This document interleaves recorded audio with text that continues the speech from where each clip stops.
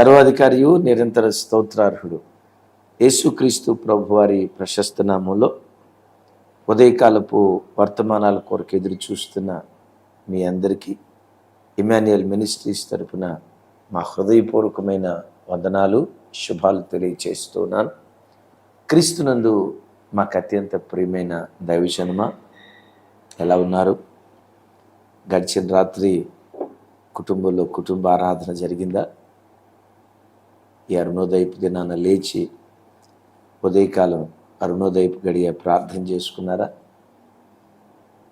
దేవుని వాక్యం కనీసం 2-3 అధ్యాయాలైనా లేవటంతో చదువుకున్నారా? ఎప్పుడు మన గుండెల్లో లేవటంతో నా తొల్లిటి మాట దేవునితోనే మాట్లాడాలి, నా కళ్ళు మొట్టమొదట దేవుని వాక్యాన్ని చూడాలి. అలాగనే అది సెంటిమెంట్గా కాదు, దేవునికి అలాంటి ప్రాధాన్యత మనం ఇవ్వాలి. అటు కృప దేవుడు మనందరికీ అనుగ్రహించునుగాక. దైవజనమా, మీకు ఏవైనా ప్రార్థన అవసరతలు ఉంటే స్క్రీన్ మీద 2 ఫోన్ నంబర్లు కనపడుతున్నాయి. ఆ ఫోన్ నంబర్లకు మీ ప్రార్థన అవసరతలు ఫోన్ చేసి తెలియచేయండి. తప్పకుండా ఫోన్లో ప్రార్థన చేస్తాం. అట్ దట్ సేమ్ టైం ఆ ప్రార్థన రిక్వెస్ట్ రాసుకొని గొలుసు ప్రార్థనలో కూడా మీ సమస్య కొరకు తప్పకుండా ప్రార్థన చేస్తామని తెలియచేయటానికి సంతోషిస్తూ ఉన్నాను. మంచిది. ఈ దినం మరో శ్రేష్టమైన లేఖనాన్ని ప్రభు సిద్ధపరిచారు. ఎన్నో దినాల నుంచి దీని మీద వాక్యం పంచుకోవాలని నా అంతరంగంలో పోరాటం జరుగుతూ ఉంది. ఏమిటంటే, కుటుంబంలో మగపిల్లలు పుట్టడమే ఆశీర్వాదమా, ఆడపిల్లలు పుట్టడం అరిష్టమా? చాలా చోట్ల ఆడపిల్ల పుట్టింది అని అంటంతో కంటిన్యూస్గా ఆడపిల్లలే ఆ ఇంట్లో పుట్టారు అంటే ఇంటి వారికి కానీ చుట్టూతా ఉన్న వాళ్ళకి కానీ అవహేళనగా ఎగతాళిగా మాట్లాడతారు. ఒక ఇంట్లో ఆడపిల్ల పుట్టడం అరిష్టమా? అసలు దేవుని వాక్యం ఏం చెప్తుంది? ఆడపిల్ల పుట్టిందని దేవుని బిడ్డలు ఎప్పుడైనా చిన్న చూపు చూడొచ్చా? మీరు ఒక వీడియో చూడండి. ఆడపిల్ల పుట్టిందని విచిత్రం, ఆ ఆడపిల్లను కన్న తల్లే చంపేసి అనారోగ్యంతో చచ్చిపోయిందని సమాధి చేశారు. పోలీసు వారికి డౌట్ వచ్చి ఇన్వెస్టిగేషన్ చేస్తే అనారోగ్యంతో చనిపోలేదు, కన్న తల్లే ఆ బిడ్డను చంపేసి. ఆడపిల్ల పుట్టిందని భార్య దగ్గరికి వెళ్ళని భర్త, కోడలు ఆడపిల్లను కందని కోడల్ని ఇంటికి రాని అని అత్త. చూడండి. ఇలాంటి అనాగరికపు సమాజంలో మనం బ్రతుకుతున్నాం. దేవుణ్ణి నమ్మని అన్యులే కాదు, క్రైస్తవుల్లో కూడా కొంతమందిలో ఈ జాడ్యం పోలేదు, ఈ దరిద్రపు మనస్తత్వం పోలేదు. ఒకసారి మన మందిరానికి వచ్చే ఒక సహోదరి సెకండ్ టైం డెలివరీ అయిందని, ఆ రోజుల్లో ఏది నేను చెప్పేది సేవా ప్రారంభాల్లో, సరే హాస్పిటల్కి వెళ్ళి ప్రార్థన చేద్దామని మేము వెళ్తూ ఉన్నాం. ఆ హాస్పిటల్ ఎంట్రన్స్లో ఒక క్రైస్తవురాలు, వేరే చర్చికి, ఏ చర్చికి వెళ్తారో తెలియదు, మెట్టు క్రైస్తవురాలు. ఆ తల్లి మమ్మల్ని చూసి గుర్తుపట్టి చేతులు పట్టుకొని, పెద్ద తల్లి, కొంచెం ఒక 50 సంవత్సరాలు 45 సంవత్సరాలు ఆ రోజుల్లో, అయ్యా నా కొడుకుల కొరకు ప్రార్థన చేయండి, నా బిడ్డల మాట వెంటలా, పెద్దోడు తాగుబోతుడు అయ్యాడు, తిరుగుబోతుడు కూడా అయ్యాడు, వాడు మారేటట్టు ప్రార్థన చేయండి అయ్యా. రెండో వాడు కూడా అన్న అడుగుజాడలోనే నడుస్తున్నాడు. వీళ్ళు ఎందుకు పుట్టారా, ఇలాంటి పిల్లలు ఎందుకు పుట్టారని రోజు నేను మదన పడుతున్నానయ్యా. ఎవరికి చెప్పుకోవాలో నాకు ఆ బాధ అర్థం కావట్లేదు, నా కొడుకుల కొరకు ప్రార్థన చేయండి అయ్యా అని కన్నీరు మున్నీరుగా ఏడ్చింది పాపం ఆ బిడ్డ. మేము అక్కడే హాస్పిటల్ ప్రక్కనే ప్రార్థన చేశాం. సరే, ఆ డెలివరీ అయిన మన చర్చికి వచ్చి ఆ సిస్టర్ని చూడటానికి మేము వెళ్తుంటే ఆ సిస్టర్ కూడా మాతో పాటు వచ్చింది. వాళ్ళు కూడా బంధువులే అవుతారు అనుకుంటా. సరే, ఈలోపు పాస్టర్ గారు అడిగారు, ఎవరు పుట్టారమ్మా అని. ఆ అమ్మాయి ఏంది, దేవుని మహాకృపను బట్టి మరలా దేవుడు ఆడబిడ్డనే ఇచ్చాడక్క. మొదటి పర్యాయం దేవుడు ఆడబిడ్డని ఇచ్చాడు, రెండో పర్యాయం కూడా దేవుడు ఆడబిడ్డనే ఇచ్చాడక్క దేవుని కృపను బట్టి అని అంటంతో మాతో పాటు వచ్చింది తల్లి ఉంది చూసారా, ఏముందో తెలుసా, అయ్యో మళ్ళా ఆడపిల్లే పుట్టిందా, చూడ, అయ్యో మళ్ళా ఆడపిల్లే పుట్టిందా అని. ఆ మాట వింటంతో నేను ఆ తల్లిని పట్టుకున్నా, అమ్మ అయ్యో ఆడపిల్ల మళ్ళా ఆడపిల్లే పుట్టింది, అయ్యో మళ్ళా ఆడపిల్లే పుట్టింది, నీకు 2 మగపిల్లలు పుట్టారు, ఏమి సాధించి? ఇందాకే కదా ఏడుస్తున్నావు, పెద్దోడు ఆ మధ్య కొట్టడానికి చెయ్యి ఎత్తేడు కూడా అన్నావుగా. నువ్వు 2 మగపిల్లలు కానీ నువ్వు సాధించింది ఏంటి? అయ్యో ఆడపిల్లే పుట్టిందా? ఆడపిల్ల పుట్టిందంటే పుట్టడానికి ఆ అమ్మాయి కారణమా, దేవుడిచ్చాడా? చెప్పండి, ఎవరిచ్చారు? ఆ బిడ్డ దేవుడిచ్చిన బహుమానం కదా. అయ్యో మళ్ళీ ఆడపిల్ల పుట్టిందే అంటావు, వాక్యానుసారం కాదు. దైవజన్మ, మగబిడ్డ ఆడబిడ్డ, అసలు ఈ విషయంలో దేవుని వాక్యం ఏం చెప్తుంది? ఆడపిల్ల పుట్టిందని క్రైస్తవులు చిన్న చూపు చూడొచ్చా? గలతీలకు రాసిన పత్రికలో అపోస్తుడైన పౌలు గారు మాట్లాడుతూ 3వ అధ్యాయం లేఖనాన్ని ఆధారం చేసుకుని మనం విందాం, మాట్లాడుకుందాం. 3వ అధ్యాయం 28వ వచనం. ఇందులో యూదుడని గ్రీసు దేశస్థుడని లేదు, దాసుడని స్వతంత్రుడని లేదు, పురుషుడని స్త్రీ అని లేదు, క్రీస్తు యేసునందు మీరందరూ ఏకముగా ఉన్నారు. విన్నారా?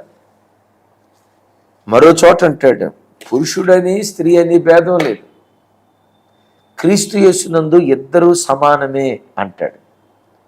వాక్యం బైబిల్ అంతట్లో ఎక్కడ చూసినా ఆడపిల్లను తక్కువ చేసినట్లు కానీ, ఆడపిల్ల పుట్టడం అరిష్టమని కానీ, ఆడపిల్లను చిన్నచూపు చూసినట్లు కానీ దేవుని వాక్యంలో చూడు. దేవుడే అంటాడు, స్త్రీ అని పురుషుడని భేదం లేదు, క్రీస్తు యేసునందు ఇద్దరు సమానమై ఉన్నారు. ఆడపిల్లలను కలిగిన తల్లిదండ్రులారా, ఒక ఇంట్లో ఆడపిల్లలే పుట్టారు అనే వార్త వింటున్న మనుషులారా, అయ్యో ఆడపిల్లేనా అని అనొద్దు. ఆ దరిద్రపు లోకపు మాట తీసుకురావద్దు. బైబిల్ ఏమంటుంది? ఇద్దరు సమానం. అలా కాకుండా ఎంతైనా మగపిల్లోడేనండి. ఎందుకు? నువ్వు ముసలిదాని అయిన తర్వాత దండం పెట్టకుండా అనాథాశ్రమంలో జాయిన్ చేయటాక. అలాగని మగపిల్లలందరూ అట్లా ఉంటారని నేను అన్ను, అలాగని ఆడపిల్లలందరూ మంచోళ్ళు అని అన్ను. నేనంట, దేవుడు మనకు ఎవరినిచ్చినా అది ప్రభు నీకు అనుగ్రహించిన బహుమానము. దేవుడు నిన్ను ప్రేమించి నీకు అనుగ్రహించిన వరము. It's the gift of God. దేవుడిచ్చిన బహుమానం. వాళ్ళు పురుషుడు స్త్రీ భేదం చూపించొద్దు, వ్యత్యాసం చూపించొద్దు. సామెతల్లో రాయబడిన మాట, వేరు వేరు తూనికరాళ్ళు యెహోవాకు హేయం. మగపిల్లలను ఒక రకంగా చూసి ఆడపిల్లని ఇంకో రకంగా, వేరు వేరు తూనికరాళ్ళు దేవుని దృష్టి ఎదుట హేయం. దేవుని యొక్క వాక్యం ఘంటాపదంగా చెప్తుంది. ఆలోచించండి, ఆడపిల్లలు అందరూ ఆడపిల్లలే పుట్టడం, లేకపోతే అందరూ ఇంట్లో మగపిల్లలే పుట్టడం. మగపిల్లలు పుట్టినటువంటి వాళ్ళు ఏమన్నా దేవుని చేత ఆశీర్వదించబడిన వాళ్ళు అని అనాలా? ఇంట్లో ఆడపిల్లలే పుట్టారంటే, పుట్టిన వాళ్ళందరూ ఆడపిల్లలు పుట్టారంటే వాళ్ళు ఏదో పాపం చేసినందువల్ల పుట్టారు అని అనాలా? పొర్రపాటున అలాంటి దౌర్భాగ్యపు మాట దేవుని బిడ్డల నోట ఉండకూడదు. పరిశుద్ధ గ్రంథమైన బైబిల్లో ఫిలిప్ అనే ఒక గొప్ప భక్తుడు ఉన్నాడు. అద్భుతమైన సువార్థికుడు, నిస్వార్థమైన సేవకుడు, ఆత్మపూర్ణుడు. ఆయన జీవిత చరిత్రలో ఎక్కడ వెతికినా ఇంత కూడా మచ్చ మనకు కనపడదు. భక్తికి నిలువుటద్దం. అద్భుతం ఏంటంటే ఆయనకు 4 కుమార్తెలు పుట్టారు. 4 కుమార్తెలు పుట్టారు. ఆ కుటుంబాన్ని గురించి బైబిల్లో రాయబడిన చక్కటి మాట చూడు. అపోస్తుల కార్యాలు 21వ అధ్యాయం, 21వ అధ్యాయం 8వ వచనం నేను చదువుతాను. మరునాడు మేము బయలుదేరి కైసరియాకు వచ్చి 7 సువార్థికుడునైన ఫిలిప్పు ఇంట ప్రవేశించి అతని యొద్ద ఉంటిమి. 9వ వచనం. కన్యకలుగా ఉన్న 4 కుమార్తెలు అతనికి ఉండిరి. వారు ప్రవచించువారు. విన్నారా? ఈ దైవజనుడికి 4 కుమార్తెలేనట.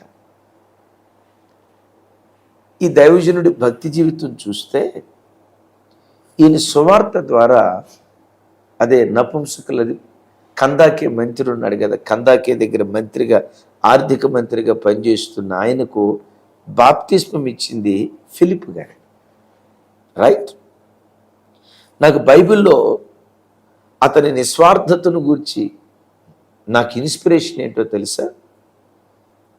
కందాకే కింద మంత్రిగా, ఆర్థిక మంత్రిగా ఉన్న ఆ నపుంసకుడికి బాప్తిస్మం ఇచ్చిన తర్వాత మరెన్నడూ ఫిలిప్పు అతనిని కలవలేదు అని రాశాడు. కందాకే దగ్గర ఆర్థిక మంత్రిగా, అంటే మంత్రిగా, మినిస్టర్గా ఉద్యోగం చేస్తున్నాడంటే విన్నారా? ఎలాంటి సంపన్న స్థితిలో ఉండి ఉంటాడు కదా. కొన్ని చోట్ల చూడండి, ధనవంతులు ఉంటే ధనవంతుల్ని జలగలాగా పీల్చుకు తినే ప్రజలు ఉంటారు.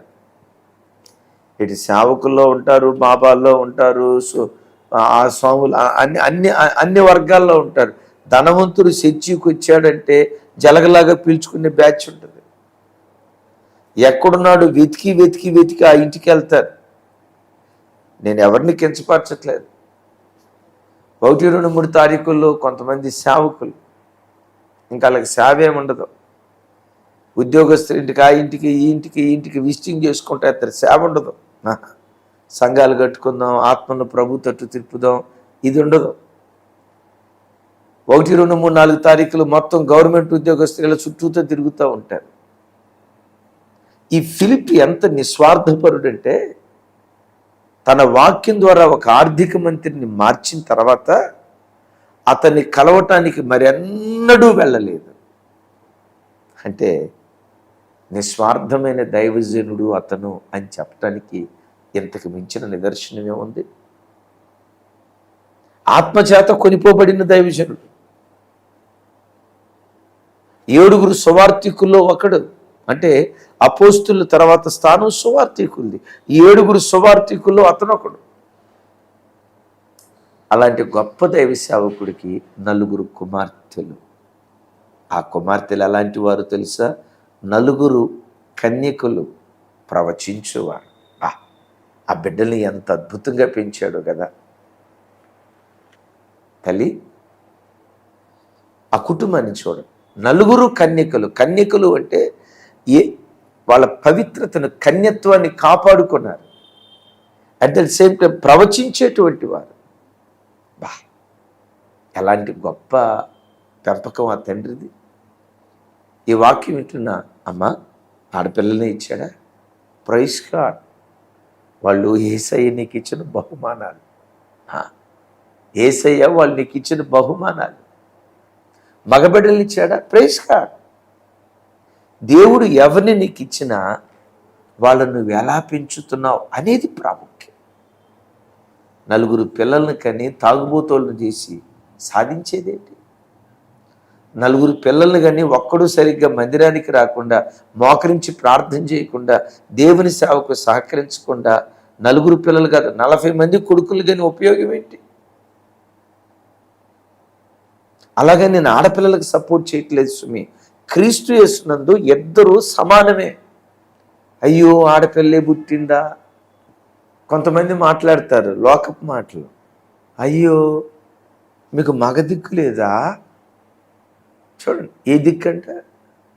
క్రైస్తవుడికి మగాడు కాదు దిక్కు, మగధీరుడు, మన ఆరాధ్య దైవం యేసుక్రీస్తు ప్రభుల వారు మనకు దిక్కు.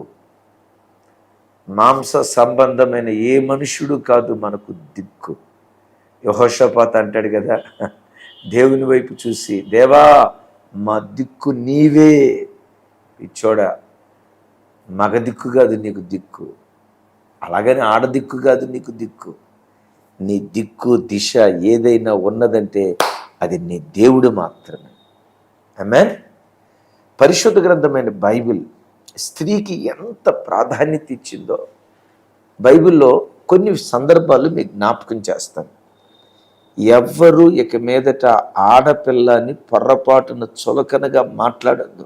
మాట్లాడేవా దేవుని వాక్యపు లోతులు ఎరగని అజ్ఞానివి అని నువ్వు అర్థం చేసుకో. బైబిల్లో యెహోవా ఇల్లు కట్టించని యెడల కట్టువారి ప్రయాసం వ్యర్థం. ఈ మాట ఎరుగుదురు కదా. యెహోవా ఇల్లు కట్టించని యెడల అంటే ఒక ఇంటిని కట్టగలిగే శక్తి ఈ సృష్టిలో ఎవరికి ఉందాయి అంటే దేవునికి ఉంది. ఆ తర్వాత అంతటి శక్తి దేవుడు ఎవరికి ఇచ్చాడో తెలుసా? స్త్రీకే ఇచ్చాడు. ఆమేన్. ఎలా చెప్తారయ్యా మీరు అంటారా? జ్ఞానవంతురాలు తన ఇంటిని కట్టును అని రాసు. ఎవరు? ఒక ఇల్లు కట్టబడితే నంబర్ 1 మొట్టమొదటి అది దేవుని వల్లనే కట్టబడాలి. ఈ భూమి మీద ఇంటిని కట్టగలిగే శక్తి కేవలం ఒక స్త్రీకి మాత్రమే ఉంది. అఫ్కోర్స్ నన్ను క్షమించండి, కూల్చే శక్తి కూడా స్త్రీకే ఉంది, అది వేరే సంగతి. ఒక ఇంటిని కట్టగలిగే శక్తి స్త్రీకి మాత్రమే. అంటే దేవుడు ఎంత శక్తివంతుడో అంతటి శక్తిని స్త్రీ లోపల దేవుడు ఉంచాడు. మన ఆరాధ్య దైవం యేసుక్రీస్తు వారు లోకానికి రావటానికి పురుషుని ఎన్నుకొని పురుషుల్లో నుంచి రాలేదు ఆయన. ఒక స్త్రీని ఎన్నుకొని స్త్రీ ద్వారా లోకానికి వచ్చాడు. విన్నారా? ఏ మనుషుడైనా పురుష సంతానం. ఈ సృష్టిలో స్త్రీ సంతానం ఒకే ఒక్కరు, ఆయనే మన ఆరాధ్య దైవం యేసుక్రీస్తు వారు. మరొకసారి చెప్పమంటారా? ప్రతి మనుషుడు పురుష సంతానం. అబ్రహాము ఇస్సాకును కనెను, ఇస్సాకు యాకోబును కనెను, యాకోబు యోధాను కనెను. చూడండి, పురుష సంతానం ప్రతివాడు. ఈ సృష్టిలో స్త్రీ సంతానం యేసయ్య ఒక్కరు మాత్రమే. అంటే ఒక స్త్రీకి యేసయ్య ఎంత గొప్ప ప్రాధాన్యత ఇచ్చాడో చూడండి. మరో మాట చెప్పంటారా? యేసుక్రీస్తు వారు పునరుద్ధానుడైన తర్వాత, చెప్పండి, యేసుక్రీస్తు వారు పునరుద్ధానుడైన తర్వాత మొట్టమొదట ఎవరికి ప్రత్యక్షమయ్యారు? చెప్పండి చెప్పండి చెప్పండి. ఎవరికైనా తెలిస్తే కింద కామెంట్ రాయండి. యేసయ్య పునరుద్ధానుడైన తర్వాత మొట్టమొదట పునరుద్ధానపు ప్రత్యక్షత ఎవరికి కలిగిందో తెలుసా? స్త్రీకే. అద్భుతం. యేసయ్య పునరుద్ధానాన్ని గురించిన వార్త లోకానికి చాటి చెప్పిన మొట్టమొదటి వ్యక్తి స్త్రీయే. అద్భుతం. అసలు నేనంట స్త్రీ అంటేనే భక్తి మనసుకు నిలువుటత్వం. రోదన చేయు స్త్రీలను కనుగొనుడి అంటాడు. రోదన చేసి పురుషులను కనుక్కోండి అని అన్నాడు. ఆ ప్రార్థన కానీ దైవభక్తి కానీ స్త్రీకి దేవుడిచ్చిన వరమది. ఆమేన్. నేను చూస్తూ ఉంటాను, కొన్నిసార్లు స్త్రీలను చూస్తే నాకు ఒక రకంగా అసూయ కలిగింది. ఏంటో తెలుసా? వాళ్ళు ప్రార్థనలో కూర్చున్నారంటే, కొంతమంది ప్రార్థన చేసేటప్పుడు ఆ కళ్ళెమటి నీళ్లు ఏదో ట్యాప్ ఓపెన్ చేస్తే బడబడ బడబడ బడబడ కారుతా ఉన్నట్లు అట్లా బడబడ బడబడ కారుతా ఉంటుంది. అంత కన్నీటి ప్రార్థన పరులు. మా బ్రదర్స్ మహారాజుల దగ్గరకు వచ్చేసరికి, ఒరే ఆడవండ్రా బాబు, కన్నీళ్ళు కార్చండ్రా అంటే ఏడ్చేవాడు తక్కువ. ఎందుకో చెప్పంటారా? ఈ మగ బ్యాచ్ ఏడ్పించే బ్యాచ్ కానీ ఏడ్చే బ్యాచ్ కాదు. మగవాళ్ళు తొందరగా ఏడవరు, అది దేవుని సన్నిధిలో కూడా చాలా తక్కువ. దైవభక్తిని అలాగని స్త్రీ ఏదో గొప్పది, పురుషుడేదో తక్కువ కాదు. క్రీస్తు యేసునందు ఇద్దరూ సమానమే, ఇద్దరూ సమానమే. ఇంకెప్పుడు అయ్యో ఆడపిల్ల, అయ్యో మీ ఇంటికి మగ దిక్కు లేదా, అయ్యో మళ్ళా ఆడపిల్లే పుట్టిందా, ఈ దౌర్భాగ్య మాటలు ఎన్నడూ మన నోట రాకుండును గాక.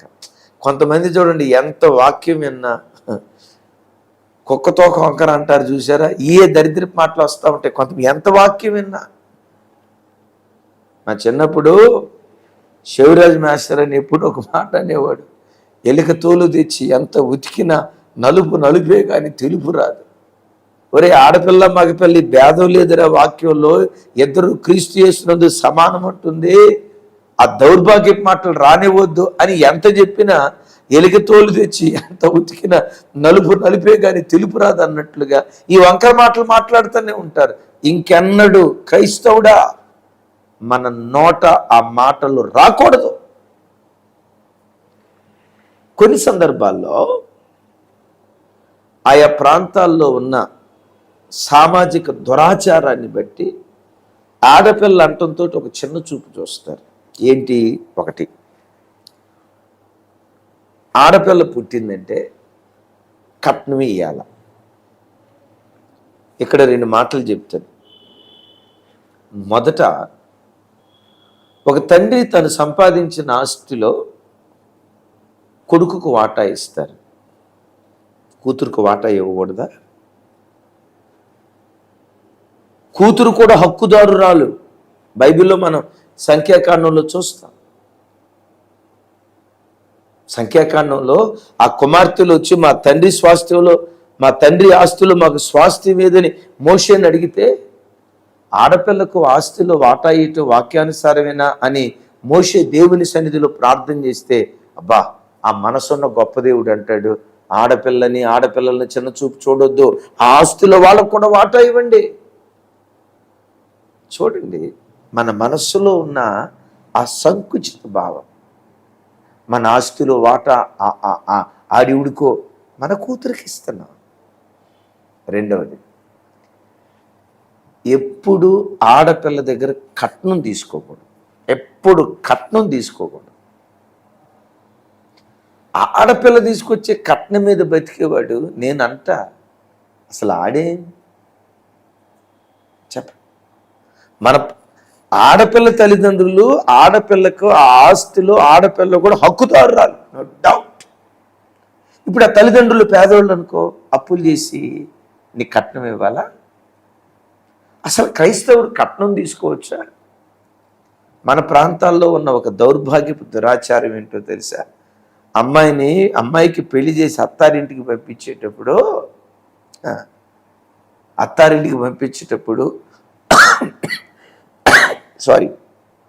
అల్లుడు వండుకోవటానికి మంచం, తినటానికి కంచం, కప్పుకోవటానికి దుప్పటి, వర్షానికి దడవకుండా గొడుగు, బట్టలు దాచిపెట్టుకోవటానికి బీరువా. చెప్పమంటారా? దీనికి కూడా చెంబుకి వెళ్తారు కదా, అది కూడా అమ్మాయి ఇవ్వాలట. వాక్యానుసారమా? లోకానికి క్రైస్తవులకి ఎట్లా తీసుకొస్తామండి? ఆ టీవీ నైన్ వాళ్ళు ఎవరు అప్పట్లో అడ్వర్టైజ్మెంట్ చేసేవాడు, కట్నం తీసుకునేవాడు గాడిద అని. ఎవరంట? అలాగని ఆడపిల్లకి తండ్రి ఆస్తిలో వాటా ఇవ్వకపోవటం అది తప్పు. ఎప్పుడు ఆడపిల్లను చిన్న చూపు చూడకూడదు.